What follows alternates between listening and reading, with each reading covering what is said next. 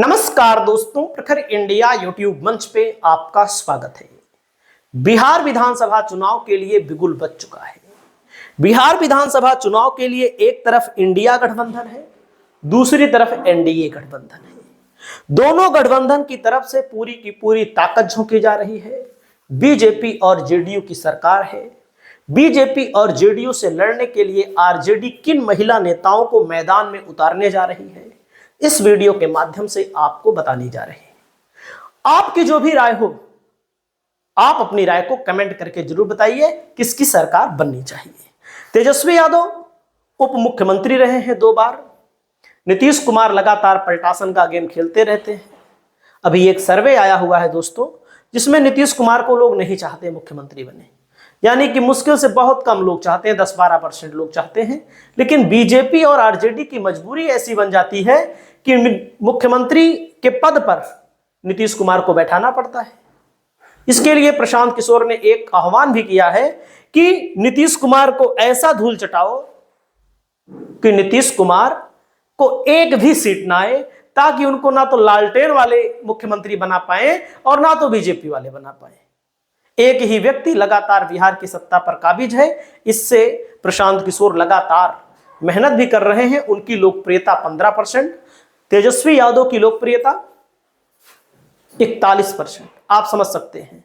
और यहां पर मैं आपको दिखाना चाहता हूं, पहला महिला नेता का नाम है हिना साहेब।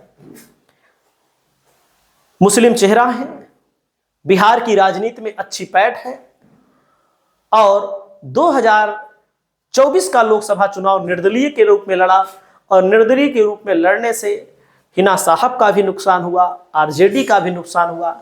सीधा फायदा जेडीयू और बीजेपी का हो गया। तो हिना साहब चुनाव यहां पर लड़ेंगी। विधानसभा का, लोकसभा का चुनाव लड़ी थी और आपको मैं बता दूं सिवान से लड़ी थी और सिवान में हिना साहब को 2,93,651 वोट मिला था और 1,98,000 आरजेडी को। सोचिए, आरजेडी और हिना साहब का वोट एक ही है और बीच वाला वोट 2 लोगों की लड़ाई में तीसरा बाजी मार गया। 3,86,508 वोट पाकर जीत गई।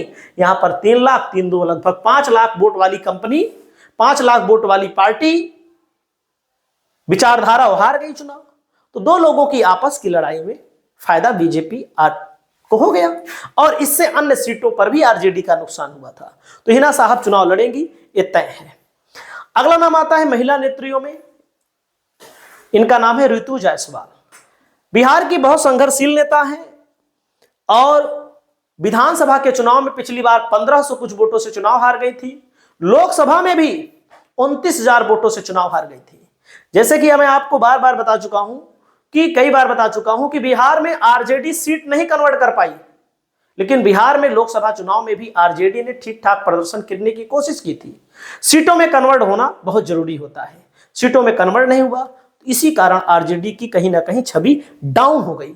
अगर आरजेडी लोकसभा में अगर 10-15 सीट ला लेती तो कहीं ना कहीं अभी भौकाल और तगड़ी चल रही होती।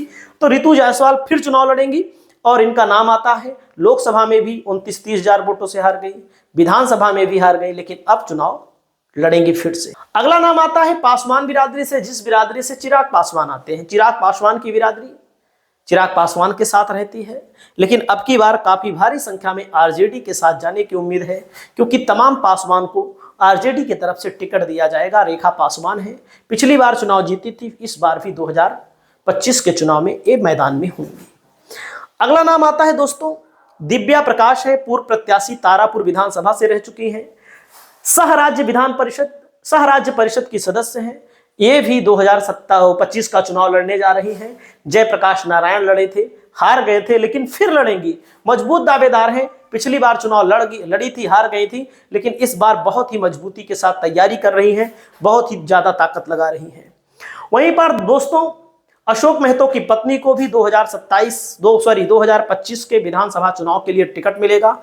अशोक महतो की अपनी लोकप्रियता है। लोकसभा के चुनाव के दौरान कुछ समय पहले जेल से छूटकर आते हैं। जब जेल से छूटकर आते हैं तो शादी करते हैं। शादी करने के बाद इनकी पत्नी चुनाव लड़ती हैं, जिस सीट पर आरजेडी बड़े अंतरों से चुनाव हार गई थी।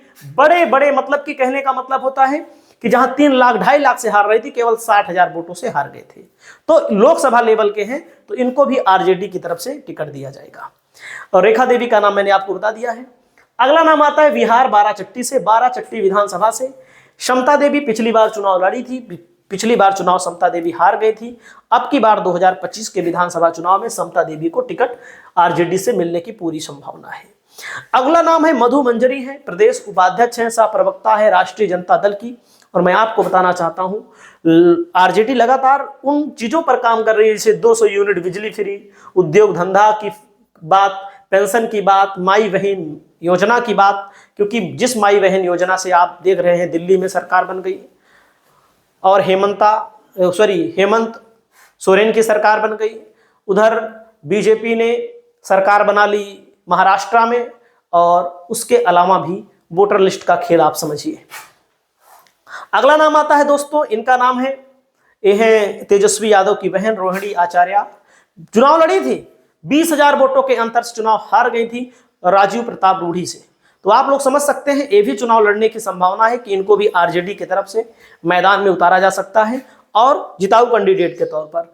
अगला नाम है सीमा कुशवाहा, बिहार की राजनीति में नए चेहरे के तौर पर आरजेडी इनको मैदान में उतार सकती है 2025 के चुनाव के लिए, और कहीं ना कहीं जिला परिषद की सदस्य भी रही हैं, तो इनकी भी राजनीति की शुरुआत हो सकती है।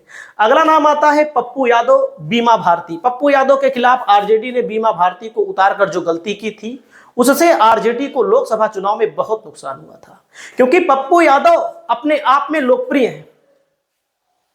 अब जैसे तेजस्वी यादव की पिताजी की पार्टी है, उन्होंने पार्टी बनाई है, तो उनके पास बड़ा जनाधार चला गया, लेकिन पप्पू यादव अपने आप में जहां से चुनाव लड़ते हैं निर्दलीय जीतने की क्षमता रखते हैं, और निर्दलीय जब जीते तो पप्पू यादव को रोकने के लिए क्या जरूरत थी बीमा भारती को चुनाव में लड़ाने की? कोई फायदा नहीं हुआ, चुनाव हार भी गई।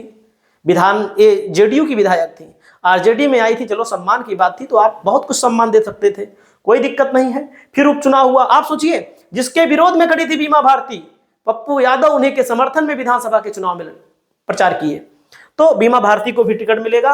और सच्चाई यही है कि अगर पप्पू यादव, कांग्रेस और तेजस्वी यादव या जो वहां पर सीपीआई, सीपीआईएमएल पार्टियां हैं, ये लोग अच्छे से चुनाव लड़ते हैं, तो बिहार में ऐसा नहीं है कि कोई गैप, कोई वो नहीं है। भले नीतीश कुमार बीजेपी की तरफ से चुनाव लड़े, पिछली बार हारे थे, इस बार भी उनकी सीटें कम ही आएंगी, आप देखिएगा। अगला नंबर है अर्चना रविदास है। अर्चना रविदास तेजस्वी की बहुत खास है, और पिछली बार लोकसभा का चुनाव लड़ी थी, और अब की बार फिर विधानसभा के चुनाव में इनको मैदान में उतारा जाएगा। अगला नाम आता है दोस्तों, राजद नेत्री प्रिया राज है, और इनको भी आरजेडी मैदान में उतारेगी। अगला नाम आता है दोस्तों बाहुबली विभा देवी, इनको हो सकता है टिकट आरजेडी ना दे, क्योंकि अभी वहां पर एक मीटिंग हुई थी, वहां पर ये लोग गायब थे, और ये लोग जब गायब थे तो शायद डायरेक्ट ऐलान कर दिया गया, ऐसे लोगों को टिकट नहीं मिलेगा। ये लोग असल बात लोकसभा चुनाव में समर्थन में नहीं थे। उसके बाद श्रीमती किरण देवी सदस्य हैं विधानसभा की, इनको आरजेडी फिर मैदान में उतार सकती है। तो ऐसे तमाम नेताओं के नाम हैं जिनको मैं आने वाली वीडियो में आपको बताऊंगा।